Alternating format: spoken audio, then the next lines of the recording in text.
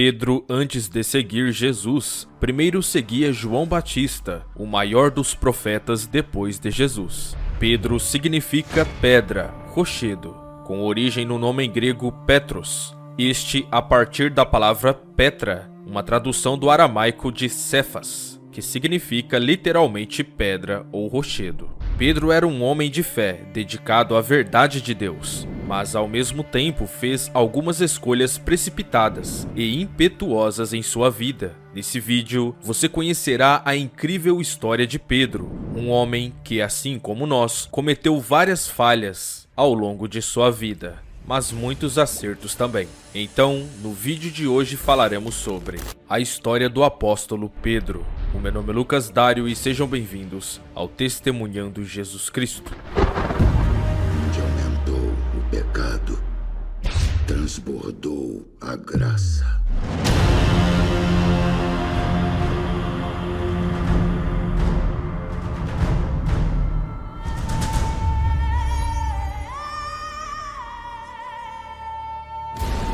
Paz, amados! Peço a ajuda de todos vocês para se inscreverem no canal e ativar o sininho de notificações. Se vocês gostarem do vídeo, deixa aquele like que me ajuda demais a produzir mais vídeos.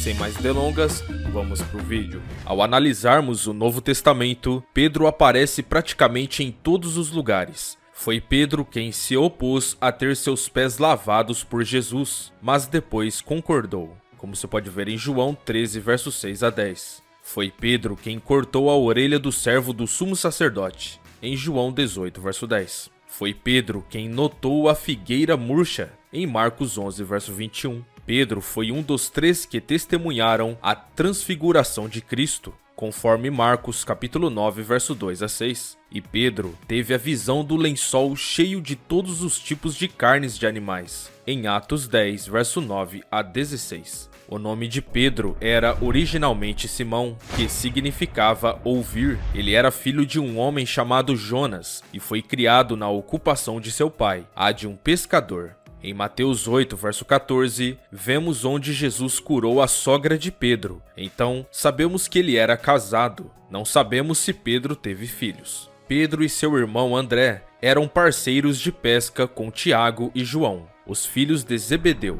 Isso é útil para entender, pois muitas vezes você verá Pedro, Tiago e João agrupados. Eles tinham uma amizade anterior e de longa data. O chamado de Pedro.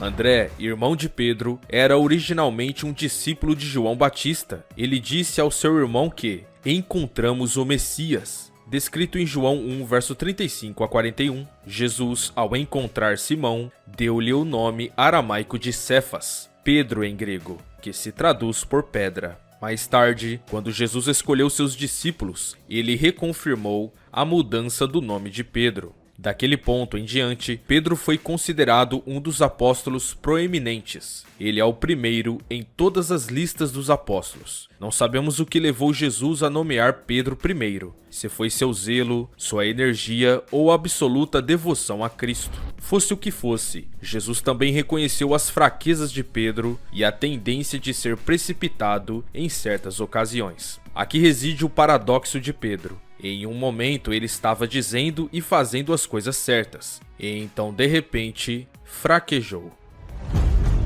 Pedro responde corretamente a Jesus.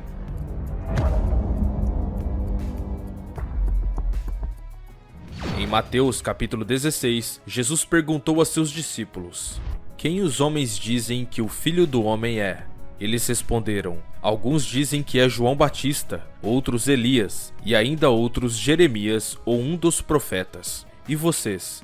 Perguntou ele. Quem vocês dizem que eu sou? Simão Pedro respondeu: tu és o Cristo, o Filho do Deus vivo. Respondeu Jesus: feliz é você, Simão, filho de Jonas, porque isto não lhe foi revelado por carne ou sangue, mas por meu Pai que está nos céus.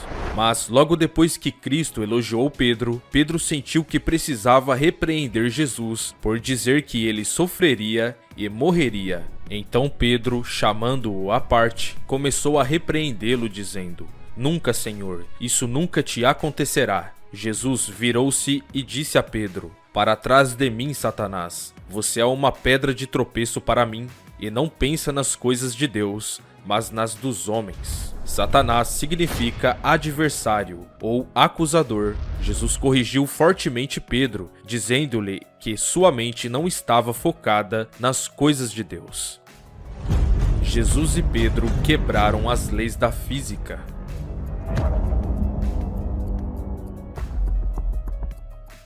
Vemos em outro relato em Mateus 14, onde Jesus enviou os seus discípulos de barco. À sua frente, o mar estava agitado e, em algum momento, entre 3 e 6 da manhã, Jesus veio andando sobre as águas em direção ao barco. Pedro tomou a iniciativa e pediu a Cristo que o mandasse andar sobre as águas. Sem hesitar, ele saiu do barco e começou a andar na água. O que foi necessário não apenas para pedir para andar sobre a água, mas para realmente fazê-lo? Definitivamente, não foi nada que o homem disse ou fez que o levou a fazer isso. Veio da fé em Deus. No entanto, quase imediatamente, Pedro deixou que sua fé enfraquecesse e começou a afundar. Pedro experimentou a maravilha de andar sobre a água. Segundo a física, isso seria impossível, mas nada é impossível para Deus. Além de Jesus, ele é o único homem registrado que andou sobre as águas. Já aconteceu do mar se abrir ou de um machado flutuar nas águas, como vemos nas histórias de Moisés e Eliseu na Bíblia. Inclusive, temos vídeos sobre a história deles aqui no canal. O link estará aqui na descrição. Mas enfim, Pedro deve ter se sentido eufórico. Ele tinha confiança. Ele deve ter sentido uma onda de entusiasmo. Mas aí ele se distraiu, perdeu o foco e começou a afundar. A Bíblia não diz até onde ele chegou de profundidade, e não diz se Cristo carregou Pedro ou o ajudou a caminhar de volta ao barco. Mas podemos imaginar um cenário onde Jesus estende a mão e puxa Pedro de volta, o ajudando a voltar ao barco. Mas claro, usando uma licença poética para imaginar o que vem depois. Esse relato mostra que Pedro deu um passo na fé, ele acreditou e foi obediente. Pedro aprendeu uma lição. Se ele afundava ou andava na água, dependia de onde estava seu foco. Se continuasse olhando ou focando em Cristo, ele não afundaria. Isso com certeza é uma mensagem para os nossos dias. Pedro nega Jesus 3 vezes.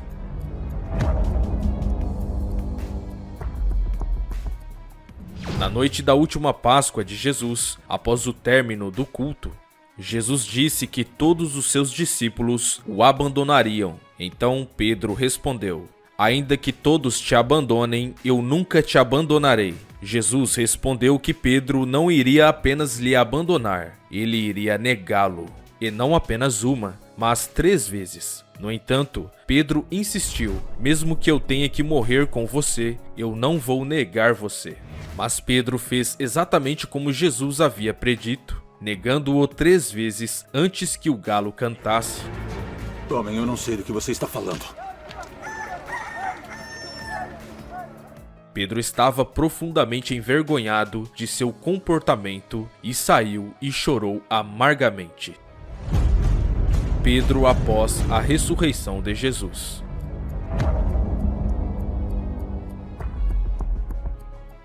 Pouco depois da ressurreição de Cristo, 7 dos apóstolos estavam juntos e Pedro sugeriu que fossem pescar. Eles pescaram a noite toda e não pegaram nada. A vida de Pedro pode servir de inspiração e encorajamento para nós à medida que avançamos neste mundo conturbado. De manhã, um estranho apareceu na praia e perguntou se eles tinham comida. Quando eles disseram que não, ele os instruiu a lançar a rede mais uma vez no lado direito do barco. A rede veio transbordando, e foi nesse ponto que eles reconheceram que o estranho era Jesus, e eles foram para a praia. Enquanto os outros remavam, Pedro pulou no mar e nadou até a praia. Eu fico imaginando Pedro nessa situação, a felicidade e o temor que ele deve ter sentido. Pense no cenário aqui da perspectiva de Pedro. Na noite da Páscoa, ele se levantou e disse que nunca tropeçaria por causa de Cristo. Jesus então lhe disse que ele o negaria 3 vezes antes do amanhecer.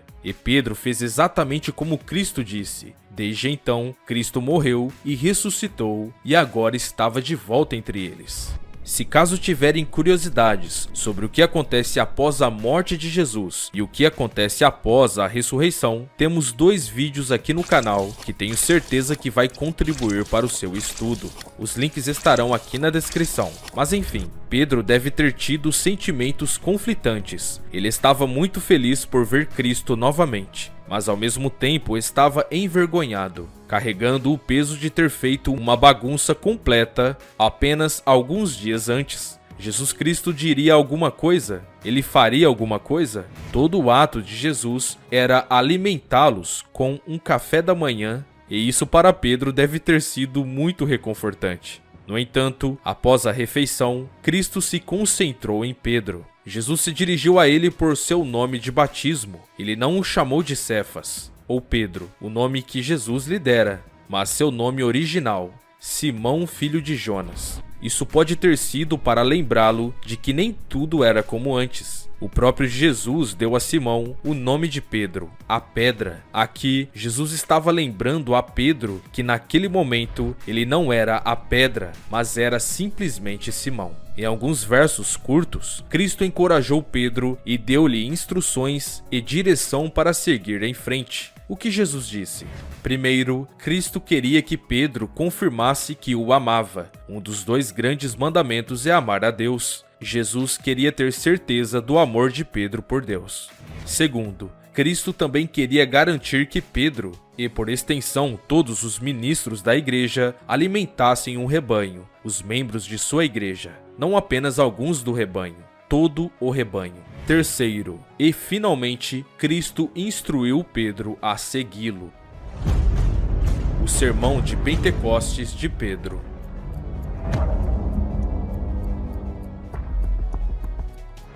Em Atos capítulo 2, descreve o primeiro Pentecostes da igreja do Novo Testamento.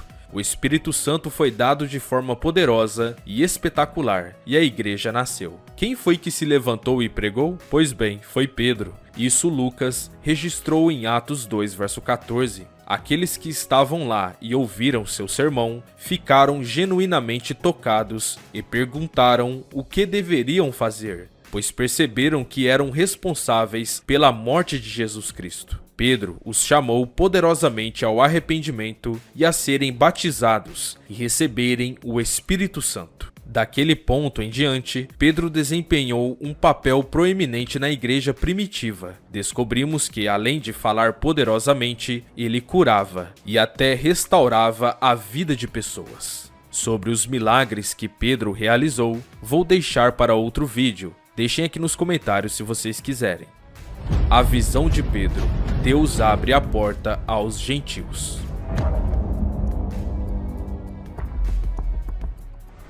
Embora Paulo tenha sido comissionado como o apóstolo enviado aos gentios, foi Pedro quem primeiro mostrou que os gentios agora deveriam fazer parte da igreja. Naqueles dias, os judeus não tinham nada a ver com os gentios. De fato, os judeus consideravam contra sua lei associar-se como não-judeus. Mas em uma visão foi mostrada a Pedro que Deus estava chamando os gentios, assim como os judeus, para se tornar parte da igreja. Pedro trouxe essa revelação de volta a Jerusalém para que em toda a igreja pudesse agora chegar a este entendimento. Pedro partilhava refeições com os gentios e sentia-se à vontade com os gentios, embora ele próprio fosse judeu. Em Gálatas, capítulo 2, verso 11 a 16, o apóstolo Paulo relatou uma ocasião em que Pedro voltou a não comer com os gentios, mas parece ser razoável concluir que, após a correção de Paulo, Pedro mais uma vez deu aos gentios o respeito que Deus esperava dele. As cartas de Pedro.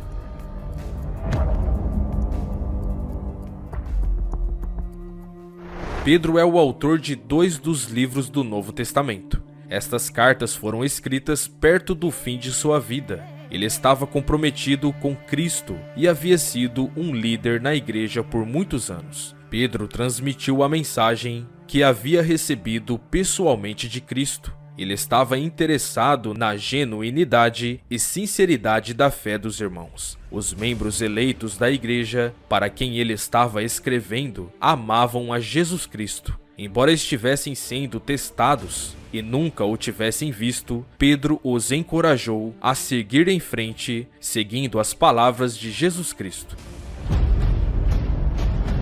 A morte de Pedro.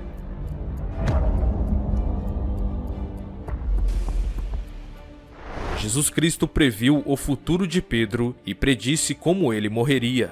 Veja, digo-lhe a verdade, quando você era mais jovem, vestia-se e ia para onde queria, mas quando for velho, estenderá as mãos e outra pessoa o vestirá e o levará para onde você não deseja ir. Jesus disse isso para indicar o tipo de morte com a qual Pedro iria glorificar a Deus. E então lhe disse: siga-me. Isso não foi falado como algo que talvez pudesse acontecer, mas algo que estava certo.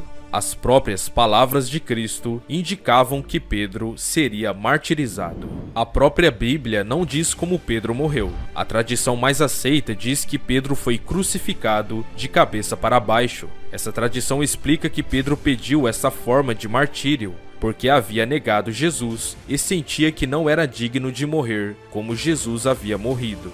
Novamente, isso é apenas tradição,